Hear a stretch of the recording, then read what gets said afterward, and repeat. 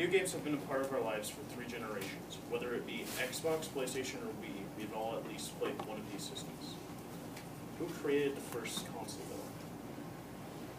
Well, that's why I'm here to inform you about the history of video game consoles. I'll be teaching you the history, the 2 crashes of 77 and 83, and about who created the first arcade machine. The first console, as stated by Honkia.com, was a prototype console made in 1967 by Ralph H. Baer called the Brown Box, which looked like that. It was never released to the public because it was a prototype, but a company called Magnavox bought it out 5 years later and created the Magnavox Odyssey. The Magnavox Odyssey was silent like most movies at the time because it was released in 1972. 3 years later, Atari's Pong game was doing really well in arcades at the time, so they decided to make a home console version of it, and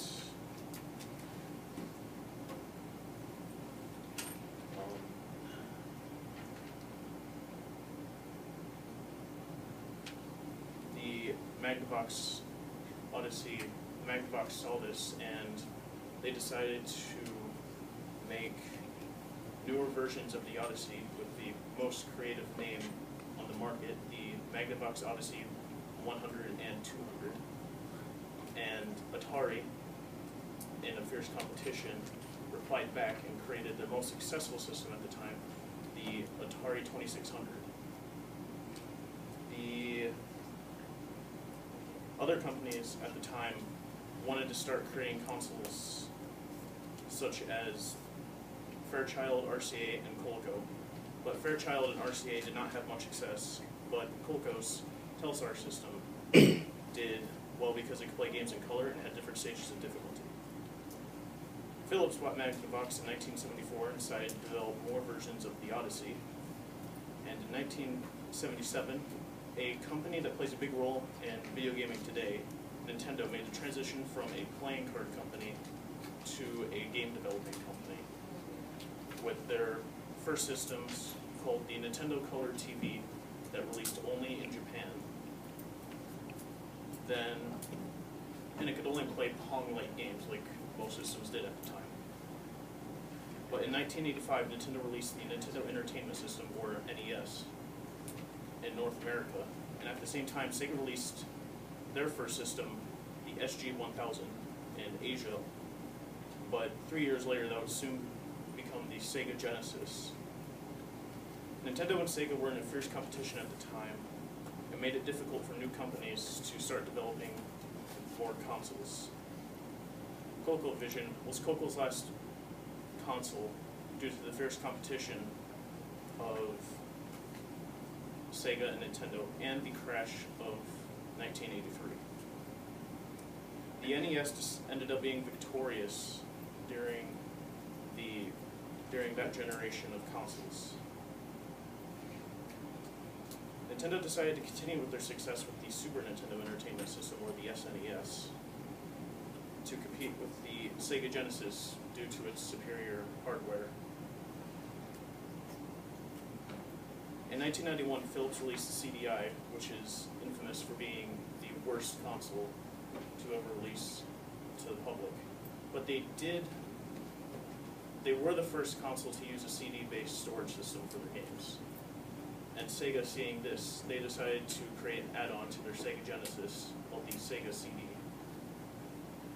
And this enabled the Sega Genesis to load like CD-based games, so it would play more hardware games or something.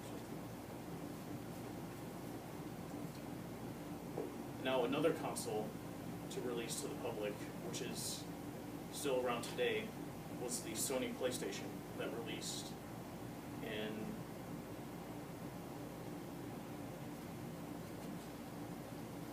1994, and it used CD-based games. In 1996, Nintendo released the Nintendo 64, but stayed with the cartridge system, unlike most companies at the time, instead of moving over to the CD system. And then Sega released their last system before going third party, which is the Sega Dreamcast. It featured a modem, which was the first console to ever support internet at the time. And then after that, in I think 2000, the company Microsoft released the Xbox, which was the first system to actually have online competitive gameplay using the Xbox Live social system. Now you know about the history of the video game consoles, but it was not all smooth sailing for the industry. They went through some rough times in 1977 and 1983. In 1977, companies started to price their hardware at higher prices, and they didn't have diverse games at the time. Almost every game was a Pong-like game. So it ended up, people did not want to buy any new games or new consoles, because all it would do was just play the same game they played on their old console, which put a lot of companies into bankruptcy, and it shut down a lot of other companies that tried to start making more consoles. Although companies like Atari and Magnavox had it easy because they already had a grasp on the public, so it did not hurt them as much. Whereas in 1983, companies decided to start rushing games before they were fully complete, like the infamous game E.T., which on Gaming History 101 states that there are over 2 million cartridges buried in the New Mexican desert because it was that bad. Nintendo, on the other hand, decided to hold off releasing the NES in America until 1985, and they released their NES in Japan in 1983 because they had a feeling that something bad was going to happen after that in North America, and they were right.